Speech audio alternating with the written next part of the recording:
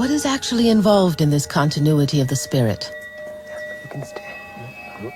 What is it that persists from one life to another? Levels of consciousness? Certain types of behavior?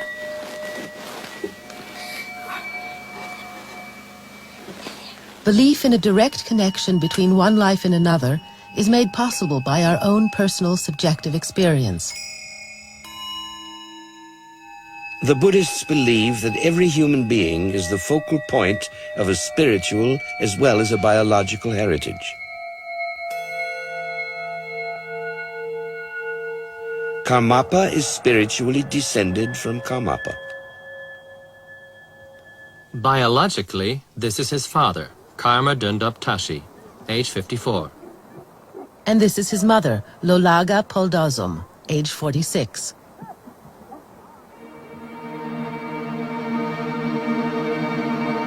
They are nomads in eastern Tibet, in the province of Kham, in the Latok district.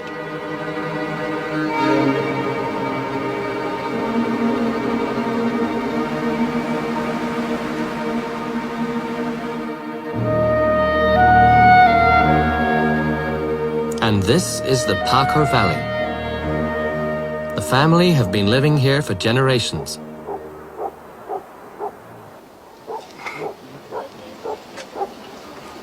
By the time Karmapa was born in 1985, Lolaga had already given birth to 7 children. There were 6 daughters, today aged between 10 and 25. They were all born in quick succession after the birth of her eldest son, Rapsel. Together with the grandmother, 12 people live in this tent. The climate up here at 14,000 feet is one of extremes. The temperatures range from 40 below zero to more than 100 above. After having a 4th daughter, the family had longed for a 2nd son. When their 6th child turned out to be another daughter, they decided to have a serious consultation with the old abbot of the Kalek monastery. He gave them instructions to help them get a 2nd son. Help those in need every day, feed the fish in the river and the birds and the stray dogs. And in addition, they were to say the prayer of refuge 111,000 times.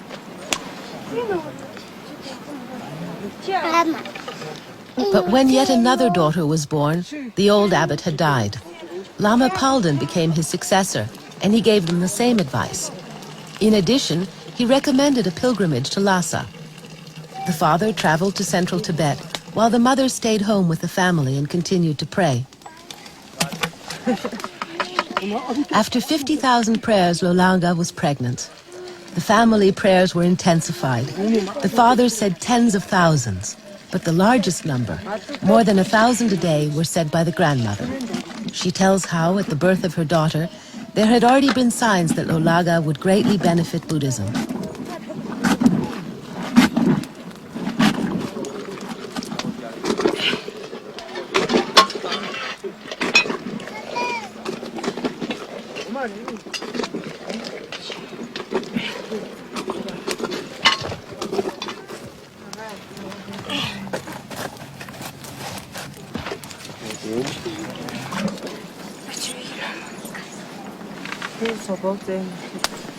She always offered to Buddha the first bowl of tea.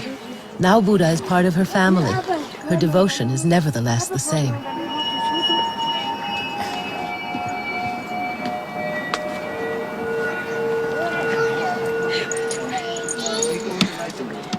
In the rough climate of Tibet, 20 or more cups of salted butter tea every day are a matter of survival.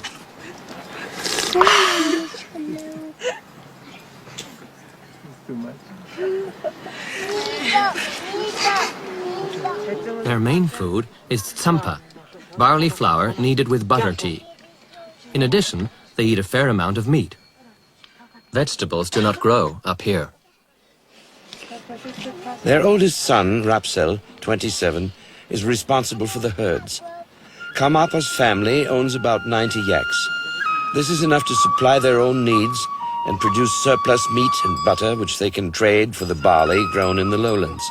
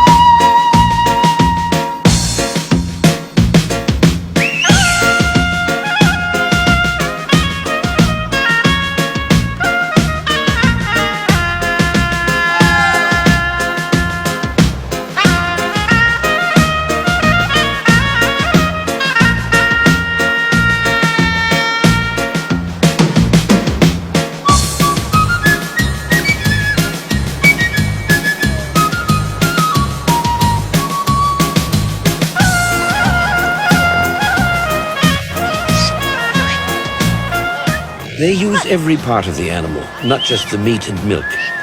The hair of the yak is spun into the threads with which they make their tents. The fur itself is made into blankets and coats, which are worn winter and summer. Nothing is thrown away. For the Tibetans, nature is sacred.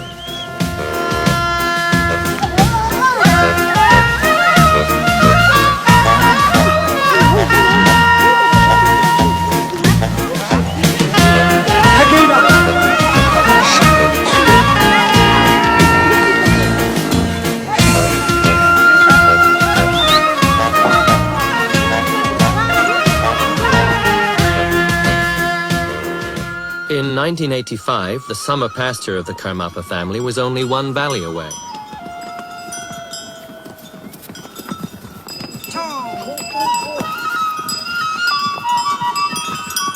Four times a year, the family packs up and moves the herds to new grazing lands.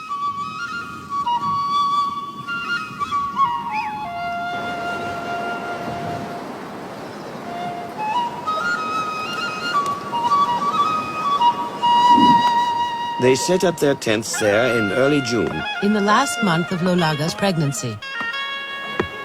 The 111,000 prayers still hadn't all been said. Anxiously, they asked themselves, will it be a boy this time?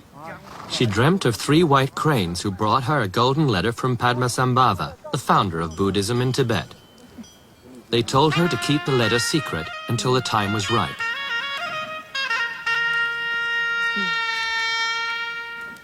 This is the place and the tent. Here is where Karmapa was born, on the 26th of June, 1985. It was an easy birth, shortly before sunrise, on a beautiful morning. I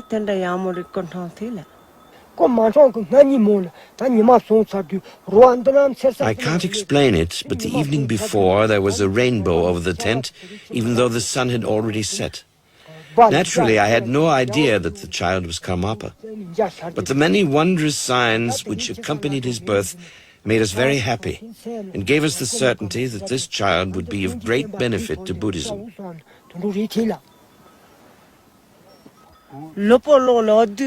At his birth, the king of birds landed on our tent and sang a wonderful song.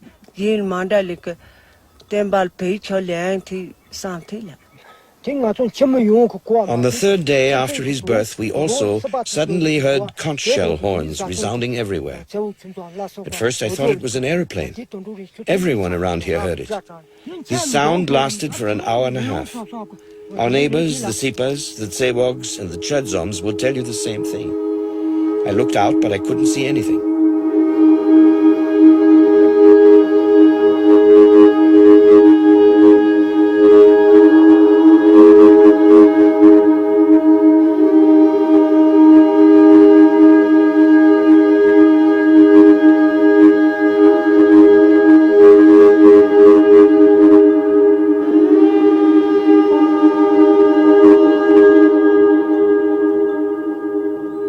We questioned the neighbors. Were you here when Lolaga's second son was born? Yes, naturally. Did you notice anything unusual? Oh yes, it was very strange. Suddenly, everywhere in the valley you could hear a sort of droning sound. I thought it was a swarm of bees. But there was nothing to be seen. It lasted for 2 hours. When I was outside, I thought the sound came from inside. And when I was inside, I thought it came from outside.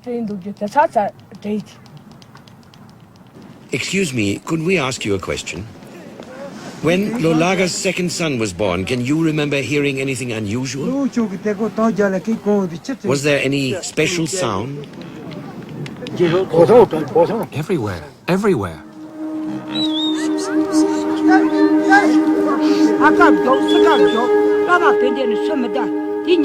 I thought a high lama had come riding into the valley and that an orchestra was accompanying him with lots of conch shells. We looked all around. The music could be heard everywhere. I couldn't tell where the sound was coming from. There was no lama either. Nothing. Just this loud music in the air.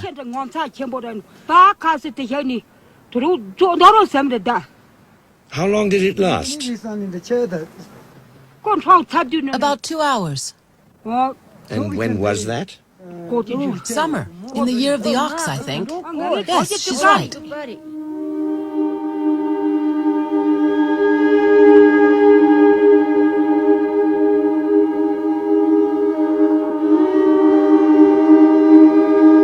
The Chokhang Temple in Lhasa is the focus of Tibet's spiritual strength.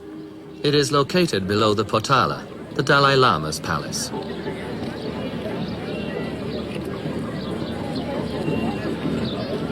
Here in the Chokhang Temple, Karmapa's hair will be cut ceremonially, a symbolic act showing his bond to Buddha.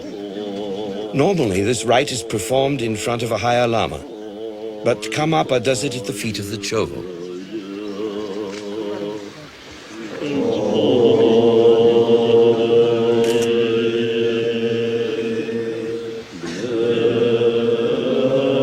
The Chovo is the most revered Tibetan statue of the historical Buddha, Shakyamuni.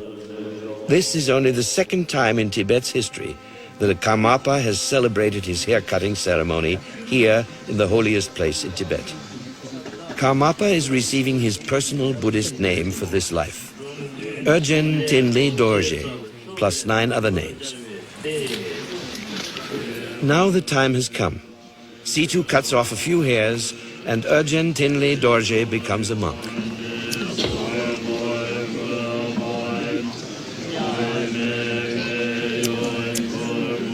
That a religious ceremony such as this could take place with the knowledge of the Chinese occupiers also has its political consequences.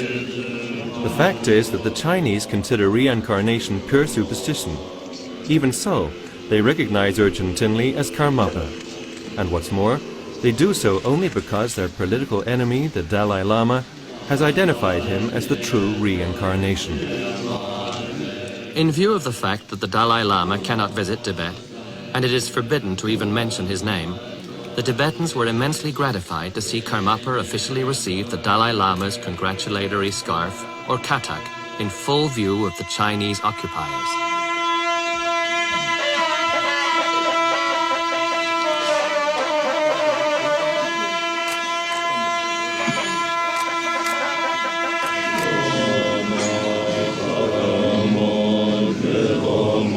Tibet now has a spiritual leader who is inside the country and who is closely connected to the Dalai Lama. This is only a first step, but it is a hopeful sign for the survival of Buddhism in Tibet.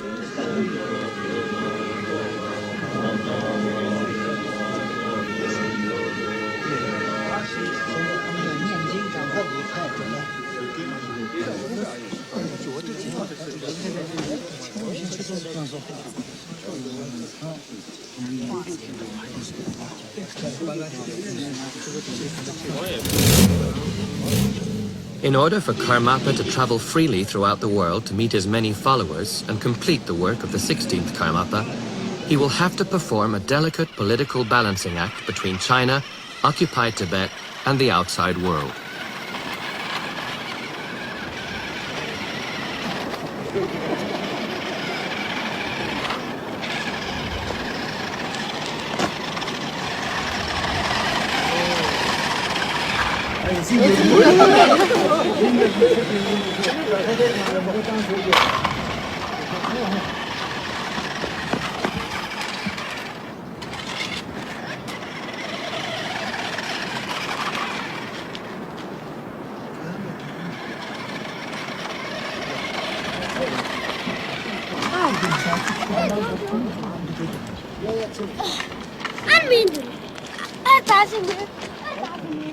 If it is possible for someone to decide where and when his spirit will enter another body, then one might ask why Karmapa actually chose to be born here in Pakhor. He could have been born in Sikkim, or in the United States where he died, or as a Bhutanese prince. But nothing like that. These were his playmates.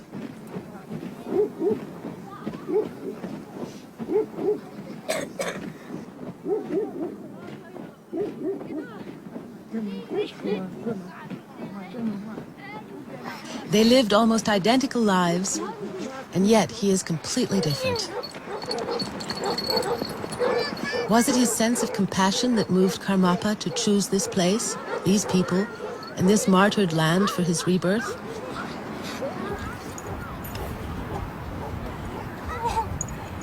His mother, Lolaga, has only animal dung as fuel for cooking and heating the tent.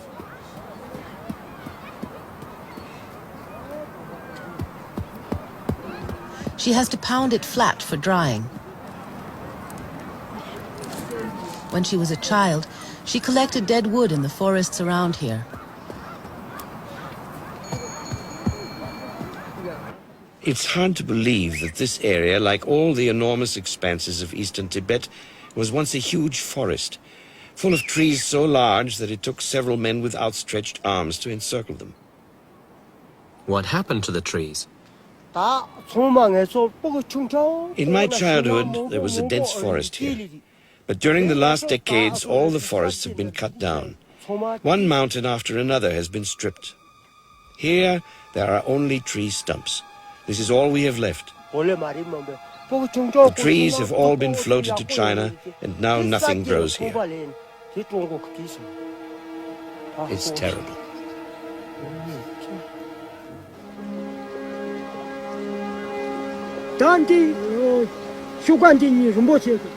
This little tree was planted by Karmapa shortly before he went to Tsorpu. The spring here had almost completely dried up, and we didn't have water left for ourselves and our herds. Now it's bubbling again. Karmapa conducted a ceremony in front of his freshly planted tree.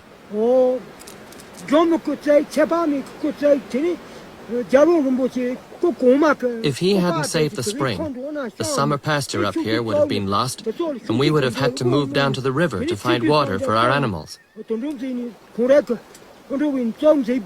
But there the grass has all been eaten away.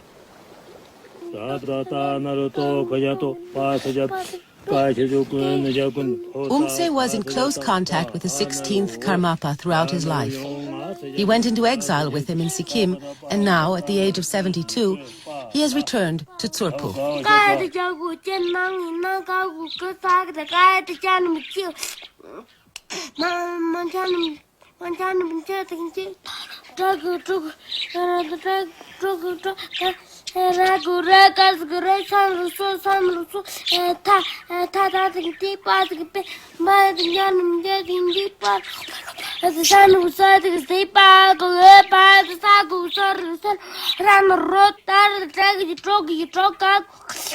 Karmapa often doesn't feel like school. But there are some texts which he knows by heart after only one reading.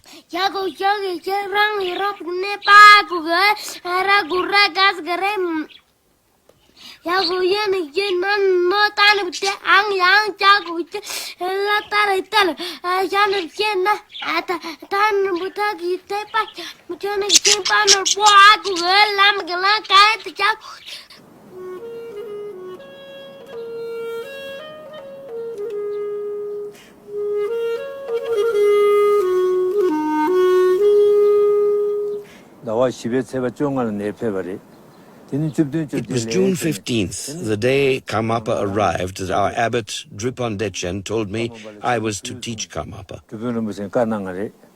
Traditionally, one starts with the alphabet, but he'd learned all that at home already. When he wants to, he can learn well and fast. He's very much like the 16th Karmapa.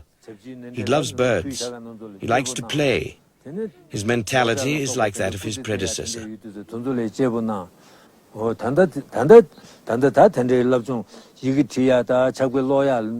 Later, he will study metaphysics at the very highest level.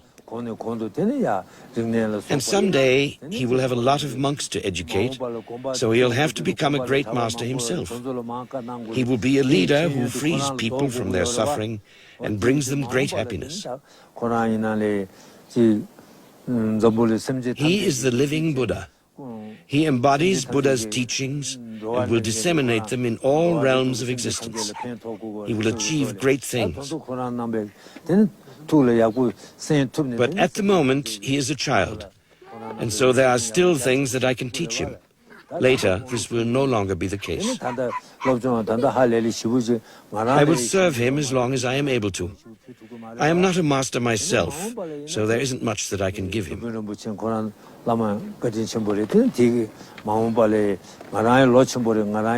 Besides, I'm old and frail.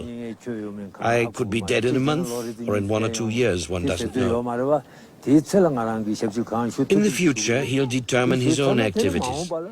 They will depend on the power of his spirit and the greatness of his compassion, and on the degree of his enlightenment.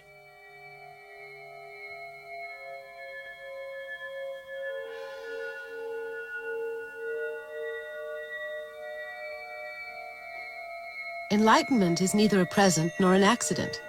In his former lives, Karmapa achieved it through selflessness.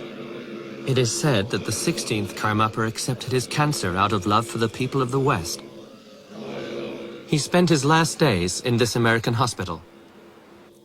Watching as a physician an unstoppable illness ravage his body, and yet this kindness that never stopped. Every morning I would go in and ask him, "Are you having pain?" And he'd smile at me and say, "No, no pain, no pain." It was very confusing to the staff. It was obvious he wasn't just denying his illness. So the staff was constantly confronted with this person who was dying, but was still more interested in how they felt than in how he felt. Karmapa died on November the 5th, 1981. His principal students invited me into the room and had me hold my hand over His Holiness's heart area. And each day I was amazed to find that it stayed warm. I wasn't as amazed after 24 hours, but then after 48 and 72 hours, I was beginning to be quite shocked. Traditionally, shortly after death, the body becomes cold as the circulation stops. And in His Holiness's case, there was a definite warmth over the area of the heart. As a physician, I have no explanation for this.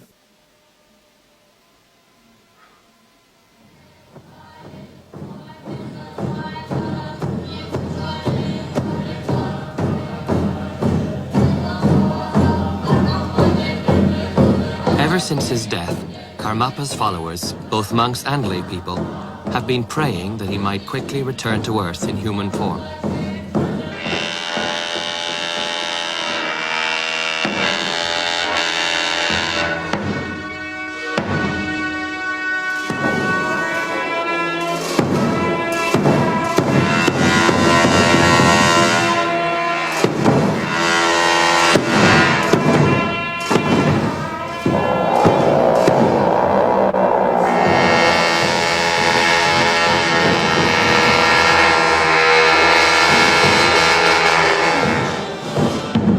Karmapa is not obliged to reincarnate. He is free of all the confusion, anxiety, and attachments which drive people compulsively back into a body. Karmapa only returns when there are many who need him and ask for his help.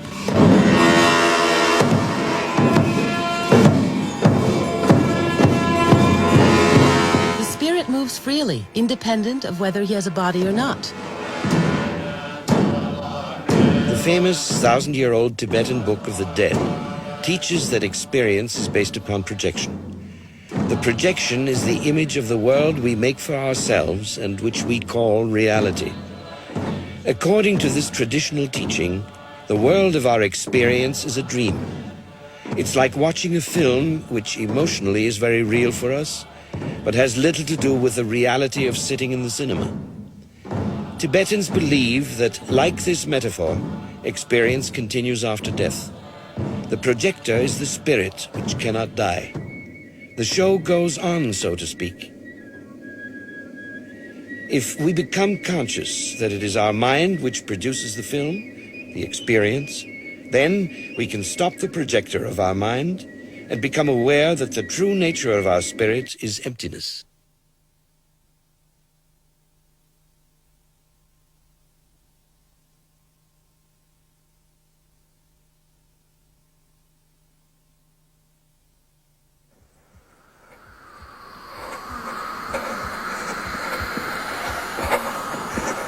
But our restless thoughts begin projecting films all over again, and this happens not only in life, but also in death.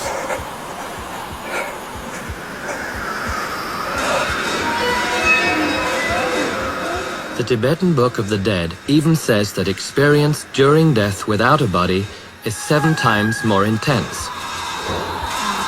And it can be weeks before we realize that we've died. Usually, we realize it only because others can no longer perceive us.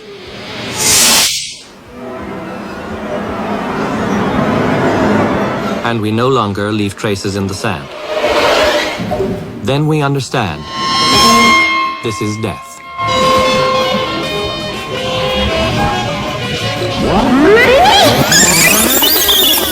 Though we do have the option to avoid all suffering by breaking the circle of reincarnation. Or else to return to the world in the hope of rediscovering our accustomed reality.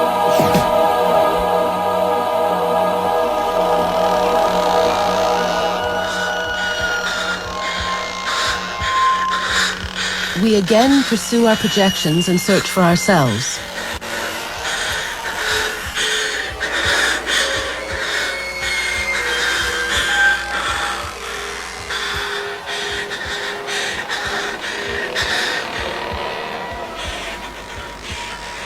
But there's nothing there.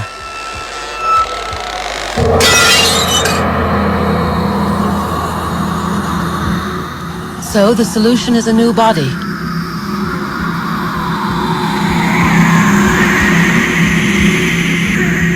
But a new body does not mean a new start.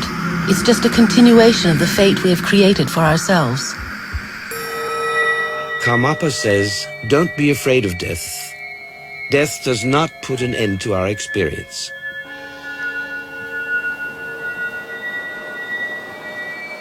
Life and death are like a river without a beginning or an end. Sometimes water, sometimes ice.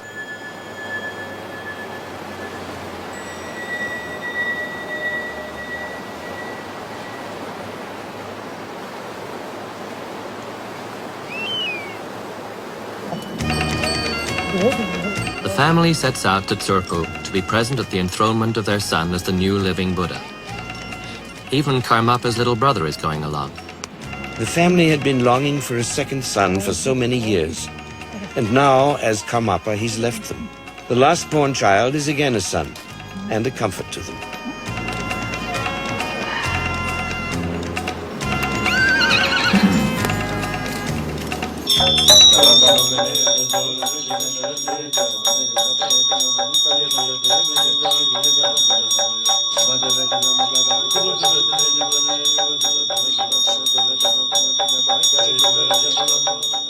His mother breastfed Karmapa for 3 years. The little boy had what we normally describe as a happy childhood. His 6 older sisters contributed to his well-being.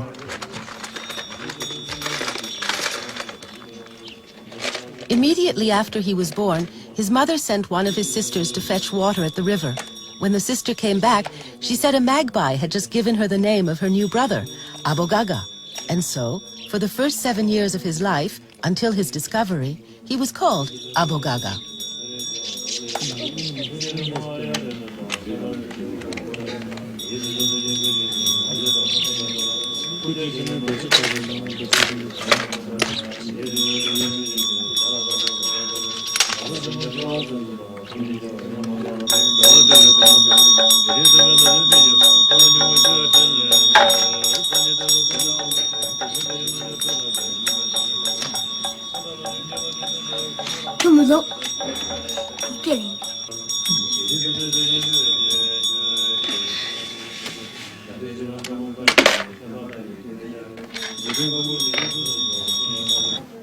After a journey which lasted 10 days, first on horseback and then by jeep, the family arrives in Tsurpo, only a few days before the enthronement.